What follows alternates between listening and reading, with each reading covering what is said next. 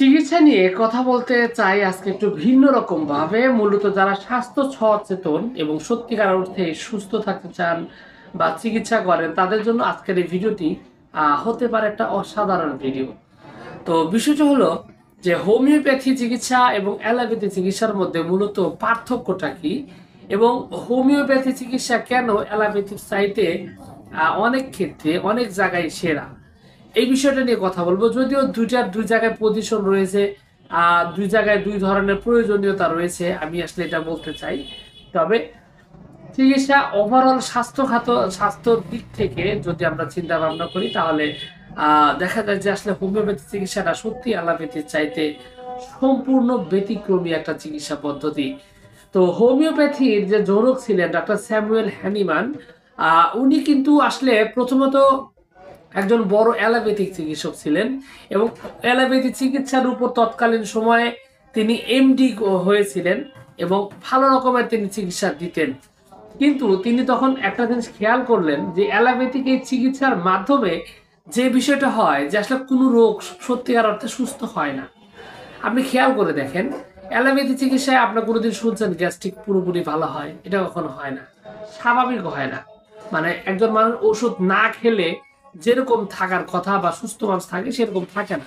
Allopathy ওষুধ যারা খায় তারা নেশায় আক্রান্ত হওয়ার মতো প্রতিদিন তাদের ওষুধ খেতে হয়। একই রকম তাদের বাত ব্যথা, ডায়াবেটিস, হার্টের সমস্যা, দুনিয়ার যত কিছু আপনি বলেন না কেন প্রত্যেকটি কিন্তু যে বিষয়টা হয় যে এই রোগগুলো আপনার অ্যালোপ্যাথি খাওয়ার পরে সাথে সাথে কমে যায়। কিন্তু একটা বিষয় খেয়াল করবেন, এই রোগটা কিন্তু পরবর্তীতে আরো ভয়ঙ্কর রূপে ফিরে আসে। অনেকের কিন্তু এটা মৃত্যু পর্যন্ত ঘটনাও ঘটে যায়, কারণ এরপর আর ওই রোগটাকে ওইটা দানবের রূপ নেয় এবং তাকে আর সমাধান করা সম্ভব হয় না। অ্যালোপ্যাথি চিকিৎসার ক্ষেত্রে আপনি এই জিনিসটা খেয়াল করবেন যে সাধারণ একটা গ্যাস্ট্রিক, আমি একটু কথা বলি এইভাবে উদাহরণ হিসাবে, সাধারণ একটা গ্যাস্ট্রিকের ওষুধ আপনি ধরেন আপনার আজকে অ্যাসিডিটি হয়েছে, যেটা একটু পানি খেলে ঠিক হয়ে যেত, অথবা আপনার তেল যেটা খাইছেন এটার বিপরীতে সাধারণ আপনার ভেষজ থেকে বা আপনার প্রাকৃতিক কোনো পদ্ধতি বাদ দিয়ে আপনি সাধারণ একটা গ্যাস্ট্রিকের ট্যাবলেট খেলেন, দেখবেন সাথে সাথে কমে গেছে। কিন্তু দুর্ভাগ্যজনকভাবে কিছু পরে দেখবেন আবার ওই গ্যাসটা দেখা দিচ্ছে। এরকম ভাবে একদিন, দুই দিন, 3 দিন খেতে খেতে একটা পর্যায়ে দেখবেন যে আপনি পুরোপুরি এই ওষুধটার প্রতি আকৃষ্ট হয়ে গেছেন এবং আপনাকে অবশ্যই এই ওষুধটি নিয়মিত খাওয়ার দরকার হয়ে যাচ্ছে। তো একটা পর্যায়ে যে আসলে 1 টাকা দামের ট্যাবলেট যেটা খাচ্ছেন ভালো কথা, একটা পর্যায়ে দেখা যাবে যে এই ট্যাবলেটটা আপনার শরীরে আর কাজ করতেছে না। তখন কি হচ্ছে, আপনাকে এই ব্র্যান্ড, এই শক্তি, এই পাওয়ার এটা কিন্তু চেঞ্জ করতে হবে।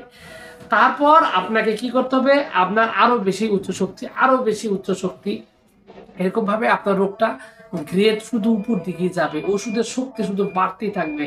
একটা পর্যায়ে দেখা যায় যে আপনার ওই ওষুধ লাস্ট যেটা রয়েছে সেটা আর কাজ করতেছে না, এদিকে আপনার সাধারণ সেই সামান্য ছোট্ট একটা রোগ গ্যাস্ট্রিক, সেটা কি করতেছে, সেটা বাড়তে বাড়তে বাড়তে বাড়তে আজকে সেটা মনস্টারের রূপ নিয়েছে। মানে আপনার পাকস্থলীতে আলসার এবং পরবর্তীতে ক্যান্সারের রূপ নিয়েছে। তো এইটাই হচ্ছে মূলত একটা গুরুত্বপূর্ণ একটা ব্যাপার, যে আপনি যদি সত্যিকার অর্থে যদি প্রকৃত চিকিৎসা না করেন, এইভাবে যদি রোগটাকে চাপিয়ে রাখেন, রোগটাকে দমিয়ে রাখেন, তাহলে একটা এই শত্রুটা মানে এই ওষুধটা এমন শত্রুতে রূপ নেবে যে আপনার জীবনটা পর্যন্ত নিয়ে নিচ্ছে। অথচ প্রথম দিকে কিন্তু এটা কোনো রোগই ছিল না, এটা সাধারণ একটা বিষয় ছিল। তো এখানেই মূলত আপনার হোমিওপ্যাথিকের কথাটা চলে আসছে। হোমিওপ্যাথিক কিন্তু আপনার এই অ্যালোপ্যাথির মতো রোগটাকে বাড়তে দেয় না, অ্যালোপ্যাথির মতো রোগটাকে আড়ালে আড়ালে মনস্টারের রূপ দেয় না। এটা যে কাজটা করে, এটা আস্তে আস্তে ধাপে ধাপে রোগটাকে পুরোপুরিভাবে নির্মূল, নিঃশেষ এবং পুরোপুরিভাবে ধ্বংস করে দেয়। যার কারণে এই রোগটা থেকে একজন মানুষ খুব ভালোভাবে আপনার এখান থেকে সমাধান পায় এবং তার সুস্থ জীবন, সঠিক জীবন সে সেটা উপলব্ধি করে। তো একই রকম ভাবে প্রত্যেকটা রোগে এই জিনিসটা কিন্তু হয়। তো এই যে আমি যে বললাম ডক্টর স্যামুয়েল হ্যানিমান, উনি কি করলেন, এই যে এই ঘটনাগুলো দেখলেন যে অ্যালোপ্যাথি এই চিকিৎসার মাধ্যমে রোগগুলো তো ভালো হচ্ছেই না, পরবর্তীতে আবার ওই রোগটা ফিরে আসতেছে অত্যন্ত ভয়ঙ্করভাবে। এর মধ্যে আবার যে ওষুধগুলো খাইছে এই ওষুধগুলো অপশক্তি ক্রিয়া শক্তি আরো বেশি পরিমাণে কাজ করে। এবং আরো যে বিষয়টা আসছে যে উনি খেয়াল করলেন যে যে পরিমাণ মানুষ সেই সময় মহামারীতে মারা যায়, মহামারীতে বুঝছে একসময় প্লেগে মারা যেত, বসন্তে মারা যেত, ডায়রিয়ায় মারা যেত, এরকম ভাবে যত লোক মারা যায় তার চাইতে বেশি মানুষ, তার চাইতে অনেক বেশি মানুষ মারা যায় হলো কিভাবে, আপনার এই এই ওষুধের বিষক্রিয়ার কারণে, বিভিন্ন ধরনের ওষুধ সেবনের কারণে। এবং এটা সংখ্যা এত বেশি যে ধারণার বাইরে। আপনি এখনো খেয়াল করে দেখেন আপনার আশেপাশে যে লোকগুলো নিয়মিত ওষুধ খায় তাদের কিন্তু প্রাপ্ত মানে যে বয়সে সাধারণত মারা যাওয়ার কথা, অ্যাভারেজ একটা বয়স, সেটা কিন্তু হয় না। একটা পর্যায়ে ওষুধ যে খেয়েছে সেই ওষুধেরই পার্শ্ব প্রতিক্রিয়ার কারণে রোগীটার মৃত্যু হয়ে যায়। তো এই জন্য এই বিষয়গুলো যদি চিন্তা ভাবনা করেন এবং কম্পেয়ার করেন তাহলে কিন্তু আপনি দেখতে পারবেন যে হোমিওপ্যাথি চিকিৎসা এবং আয়ুর্বেদিক অ্যালোপ্যাথি চিকিৎসার মধ্যে অনেকগুলো পার্থক্য রয়েছে। এবং এটা আপনার সুস্থভাবে বেঁচে থাকার জন্য, ভালোভাবে বেঁচে থাকার জন্য আসলে হোমিওপ্যাথিক ওষুধ যেভাবে কাজ করে অ্যালোপ্যাথি কিন্তু সেভাবে কাজ করে না। আমি কিন্তু এটা বলতে চাচ্ছি না যে অ্যালোপ্যাথির দরকার না, এটা বলছি না, অ্যালোপ্যাথির অবশ্যই প্রয়োজন আছে।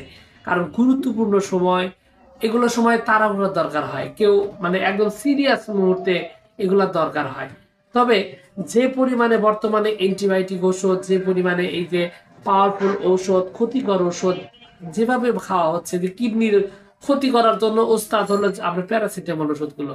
এবং এটার বর্তমান সময়ে কিন্তু অনেকে বিকলাঙ্গ, চোখ নষ্ট হয়ে যাওয়া, অনেকগুলো এই প্যারাসিটামলে কিন্তু আমরা পার্শ্ব প্রতিক্রিয়া দেখতে পাচ্ছি, অনেক অসংখ্য। এবং অ্যালার্জির তো অভাবই নাই, অ্যালার্জি কিন্তু হয় আপনার কিসের জন্য, এই পার্শ্ব প্রতিক্রিয়ার কারণে কিন্তু এই অ্যালার্জি রোগটা কিন্তু হয়। তো মেইনলি বিষয়টা হলো যে আপনাকে এই বিষয়গুলো খেয়াল করতে হবে। এবং আপনি যদি সুস্থ থাকতে চান, আপনার পরিবারকে যদি সুস্থ রাখতে চান, অবশ্যই সঠিক যে চিকিৎসা সেটা নিতে হবে। এবং এই যে ডাক্তার স্যামুয়েল হ্যানিম্যানের মতো উনি অনুশোচনায় যে তার চিকিৎসায় মানুষ ভালো না হয়ে উল্টো দেখা যাচ্ছে যে সাময়িক ভালো হচ্ছে, কিন্তু পরবর্তীতে এই রোগীটা যখন ফিরে আসতেছে তখন আর তার অবস্থা মানে অত্যন্ত করুণ, অত্যন্ত সিরিয়াস হয়ে যাচ্ছে।